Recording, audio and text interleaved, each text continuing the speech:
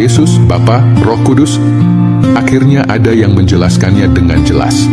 Mengapa Tuhan hanya satu, tetapi disebut Bapa, Anak, dan Roh Kudus? Jawaban sebenarnya belum pernah didengar banyak orang. Banyak orang terhenti pada pertanyaan ini. Jika Tuhan hanya satu, mengapa Alkitab menyebut Bapa, Anak, dan Roh Kudus? Bukankah itu berarti menjadi tiga Tuhan? Sebenarnya Alkitab tidak pernah mengatakan bahwa Tuhan itu tiga Tuhan. Alkitab selalu menegaskan Tuhan itu satu. Lalu bagaimana dengan Bapa, Anak, dan Roh Kudus? Kuncinya ada pada kalimat ini. Tuhan itu satu, tetapi Dia mendekati manusia dengan cara yang berbeda. Mari kita lihat dulu siapa Anak. Alkitab berkata, pada mulanya adalah Firman. Firman itu bersama-sama dengan Tuhan dan Firman itu adalah Tuhan. Yohanes 1:1. Dan juga, Firman itu telah menjadi manusia dan diam di antara kita. Yohanes 1:14. Firman di sini bukan yang lain, melainkan Tuhan sendiri. Yesus bukan Tuhan yang kedua, melainkan Tuhan yang mengenakan tubuh manusia dan masuk ke dalam dunia manusia. Itulah sebabnya Yesus berkata, Aku dan Bapa adalah satu. Yohanes 10:30.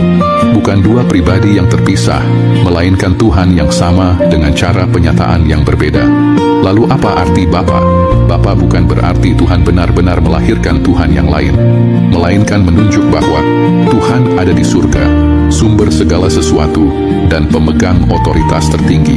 Yesus menyebut Tuhan sebagai Bapa untuk mengajar kita bahwa kita dapat mendekati Tuhan seperti seorang anak dan percaya kepadanya.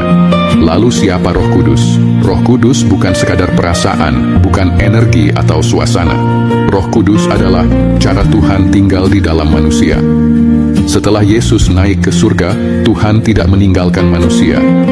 Melalui Roh Kudus, Dia terus membimbing, mengingatkan, mengubahkan, menyertai Bapa di surga, Anak di dunia, Roh Kudus di dalam manusia.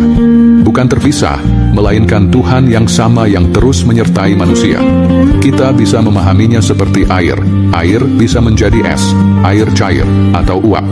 Bentuknya berbeda, tetapi hakikatnya tetap sama, H2O. Hakikat Tuhan adalah satu, tetapi agar manusia dapat mengenalnya, mendekatinya, dan diselamatkan, Dia menyatakan diri sebagai Bapa, Anak, dan Roh Kudus. Hal yang paling penting, doktrin Tritunggal bukan untuk membuat orang menghitung matematika, melainkan untuk memberitahukan satu hal, Tuhan ini tidak jauh. Dia pernah datang ke dunia, dan sekarang tinggal di dalam kamu. Jika kamu sampai di sini dan akhirnya mengerti, bagikanlah tulisan ini, karena banyak orang bukan tidak percaya kepada Tuhan, melainkan belum pernah ada yang menjelaskannya dengan jelas.